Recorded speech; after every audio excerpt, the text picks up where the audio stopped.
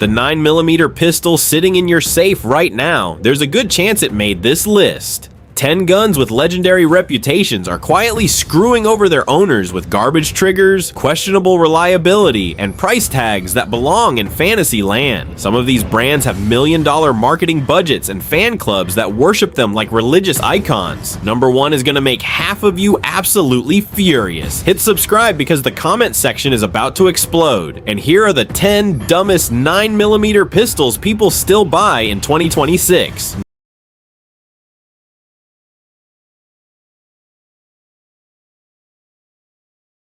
Number 10, SCCY CPX2. Every gun store has that one display case filled with budget pistols that catch first-time buyers' eyes like moths to a flame. The SCCY CPX2 sits right there with a price tag that screams bargain and looks that whisper tactical to unsuspecting customers. New shooters walk in with $300 and walk out thinking they scored the deal of the century. The truth hits later when they actually tried to shoot the thing at their local range. The trigger feels like you're pulling a boat anchor through wet cement, requiring enough force to crush a soda can and leaving your finger exhausted after one magazine. Light strikes happen more often than anyone wants to admit, leaving you with a disappointing click instead of a bang when you need it most. Magazines jam up regularly during normal operation, and the whole gun feels like it was assembled by someone having a really bad day.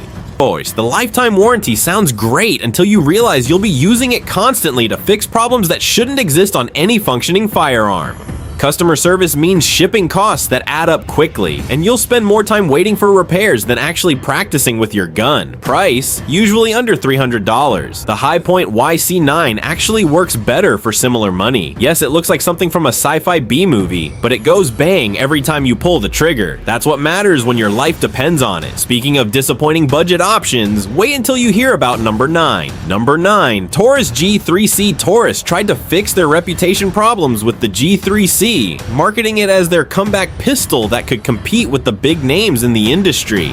He said the problem is Taurus quality control still resembles a coin flip where sometimes you win big and sometimes you get a paperweight. Some G3Cs run perfectly fine for thousands of rounds without any issues, while others break before you finish your first box of practice ammunition. The trigger bar can snap during normal shooting sessions, leaving you with a very expensive club instead of a functional defensive weapon. Slide locks fail when you least expect it during range time, and the extractor issues cause more headaches than a tax audit. Customer service takes forever to respond, and you'll spend more time shipping the gun back than actually shooting it. The worst part is never knowing which version you'll get when you open that box fresh from the factory. Some owners report excellent experiences, while others deal with constant malfunctions that make the gun unreliable for serious use. The grip texture varies between guns, and magazine quality control also suffers, with some feeding perfectly and others causing constant jams. Price around $350 to $400. Why would you gamble your family's safety on a coin flip when reliable alternatives cost just $50 more? The Canik TP9 Elite SC costs $50 more and actually works. It comes with better sights, a crisp trigger, and a track record that doesn't require crossing your fingers every time you load it. But if you think Taurus has problems, wait until you see what Ruger tried to pull. Number 8, Ruger American Pistol. Ruger looked at the striker-fired market and decided they could build a better mousetrap than everyone else in the business. What they delivered was the American Pistol.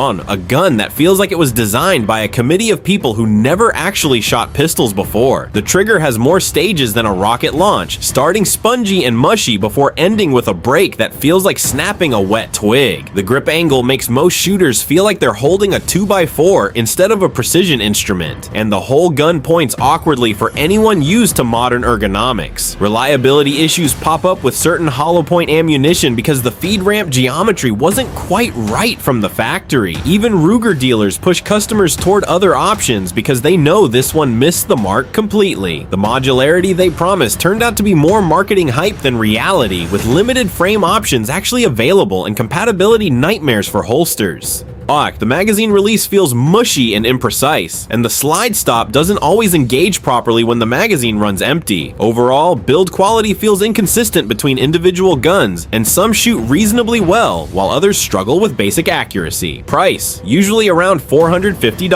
Ruger makes the excellent Security 9 for less money, better trigger, proven reliability, and simpler operation that actually makes sense for real-world use. At least Ruger learned from their mistakes, unlike Smith & Wesson with number 7. Number 7. Smith & Wesson SD Series. Smith & Wesson wanted Glock money without doing Glock research, so they basically copied everything they could see from the outside of a Glock pistol. Glock sued them and won the case decisively, and forcing changes that somehow made the trigger even worse than the original copy attempt. The SD series trigger feels like pulling a rubber band attached to a brick, requiring enough pressure to leave your finger sore after a typical range session. The plastic sights bend if you look at them wrong, and the grip texture feels like holding a bar of soap covered in fine sandpaper. These guns exist because Smith needs something under $300 in their catalog, not because shooters need another mediocre striker pistol that barely functions. By the time you fix the trigger and sights to make it actually shootable for defensive purposes, you've spent enough money to buy a proper M&P that works correctly from the factory.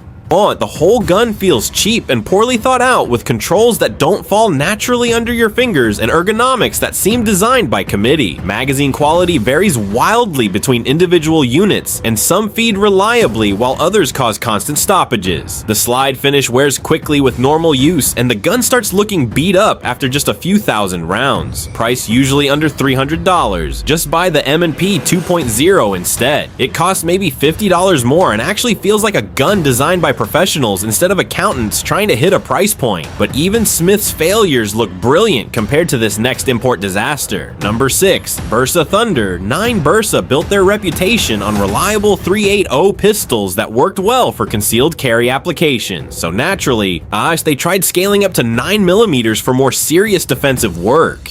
What works in a pocket gun doesn't always translate to duty-sized pistols, and the Thunder 9 proves that lesson painfully well for anyone who bought one expecting similar performance. The double-action trigger pull requires enough force to open pickle jars, making accurate first shots nearly impossible under stress when you need precision most. The gun weighs more than modern alternatives while carrying fewer rounds, giving you all the bulk with none of the benefits that make heavy guns worthwhile. Parts availability depends on import schedules that change with political winds and supply chain issues, meaning repairs can take months instead of days when something breaks. But the whole design feels like something from the Clinton administration trying to compete against modern engineering. The double action to single action transition requires extensive practice to master, and most shooters struggle with the dramatically different trigger pulls between first and follow-up shots. Magazine springs wear out quickly with regular use, and replacement parts cost more than they should for an import pistol. Price, around $450. A used Glock 19 costs about the same and offers better everything. More parts availability, lighter weight, simpler operation, and higher resale value when you inevitably upgrade. Speaking of guns that try too hard to be safe, number 5 takes it to ridiculous extremes. Number 5. Springfield XD Series. Springfield marketed XD pistols as the ultimate in safety, with more mechanical safeties than a nuclear power plant control room needs to operate safely.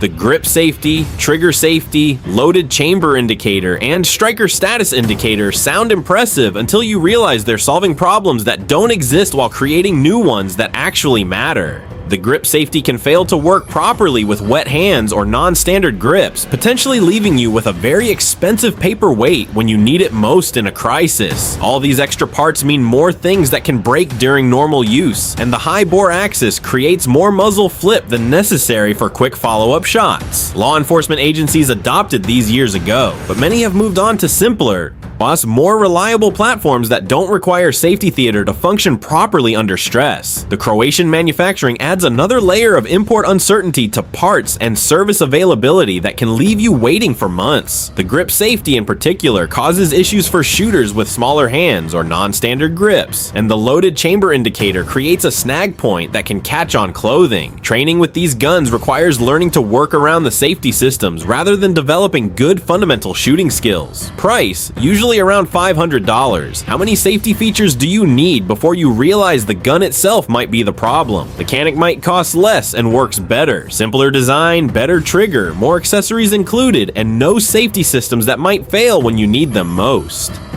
But if you want to see real disappointment, wait until we talk about this overrated classic. Number 4, CZ75 Series. Gun enthusiasts treat the CZ75 like it's the holy grail of handgun design, immune from criticism because it was designed in communist Czechoslovakia during the Carter administration when disco was still popular. The reality is this gun represents peak 1975 thinking with 2026 pricing that doesn't make sense anymore for practical shooters who need modern performance. The high-bore axis increases muzzle flip compared to modern alternatives, and the slide-mounted safety sits in an awkward position that most people can't reach naturally during high-stress encounters. The double-action trigger pull often exceeds 10 pounds, requiring serious finger strength just to make the gun go bang on the first shot when accuracy matters most.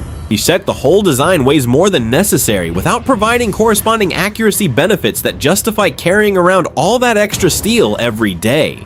Modern striker-fired pistols achieve similar accuracy while weighing significantly less and costing hundreds of dollars less than this communist-era relic. The cult following refuses to admit that good engineering from 50 years ago might not be the best choice today when better options exist. The slide-mounted controls require breaking your firing grip to operate safely, and the overall package size is larger than necessary for what you get in return.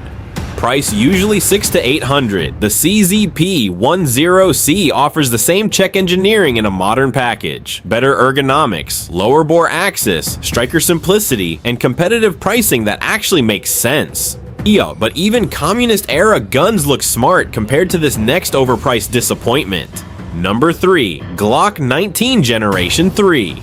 Criticizing the Glock 19 is practically heresy in gun circles, but someone needs to point out that paying full price for Generation 3 technology in 2026 makes about as much sense as buying a flip phone because it has good battery life. These guns lack front slide serrations that even budget pistols include as standard equipment nowadays, making press checks awkward and slide manipulation difficult during malfunction clearance drills. The plastic sights deform under normal use, and the grip texture feels like holding a greased bowling ball or coarse sandpaper, depending on which generation you get. No factory optics cuts mean paying extra money for custom machine work that should be included from the factory in today's competitive market. The trigger feels like pulling rubber bands through gravel, and most people immediately start planning upgrades before they even leave the gun store parking lot. By the time you add night sights, a better trigger, stippling work, and optics cuts, you've spent over $1,000 on a $500 gun that still has outdated ergonomics from the 1980s. The magazine release is small and hard to reach for people with average-sized hands, and the overall ergonomics feel dated compared to modern alternatives. Parts availability is excellent, but that's because you'll need to replace most of the gun to make it competitive with modern alternatives. Price, usually around $500. The Walther PDP costs less and includes everything you'd want to add to a Glock. Better trigger, optics ready, front serrations, and ergonomics designed this century instead of the last one. But if you think paying $500 for outdated tech is bad, wait until you see this $1,000 disappointment. Number 2, HKUSP9. Nothing screams, I paid too much for German engineering, quite like an HKUSP9 sitting in your gun safe collecting dust while you carry something else that actually works better. This pistol costs over $1,000 for technology that peaked when dial-up internet was considered fast, and everyone thought Y2K would end civilization. The ergonomics feel like holding a brick designed by someone who never actually held a handgun, and the high-bore axis makes muzzle flip worse than necessary for accurate follow-up shots. The double-action trigger pull feels like operating a rusty stapler that's been sitting in a garage for 20 years without any maintenance or lubrication. Magazines cost $50 each, while competitors sell theirs for $20, and specialized parts require paying premium prices for what should be standard maintenance items. The safety and decocker system requires a PhD in German engineering to operate correctly under stress, and mounting modern optics costs more than some complete pistols from other manufacturers. HK fanboys fanboys defend it with religious devotion, while secretly wishing they bought something else that actually works better for the money. The whole gun feels overbuilt for civilian use, and the complexity adds weight without corresponding benefits for most shooters who just want reliable defensive performance. Price, usually over $1,000. When did paying $1,000 for 1990s technology become a smart financial decision? Number 1. Sig P320. Oh, the most controversial choice on this countdown. The Sig P320 enjoys massive popularity, military adoption, and fan-based loyalty that borders on religious devotion among tactical enthusiasts everywhere. It also has the most documented safety issues of any modern service pistol currently in production and available for civilian purchase. The problem started in 2017 when video showed P320s firing when dropped at specific angles, leading Dallas Police Department to immediately suspend their use, pending investigation into potential safety hazards. Price, usually around $600. These 10 pistols prove that popularity doesn't equal performance and price doesn't guarantee quality in today's market. The comment section is about to become a battlefield with fanboys defending their expensive mistakes. But facts beat feelings every time. Hit like if this opened your eyes, dislike if you think I'm wrong, and subscribe for more controversial gun truths. Until next time, buy smart and don't let brand loyalty cloud your judgment.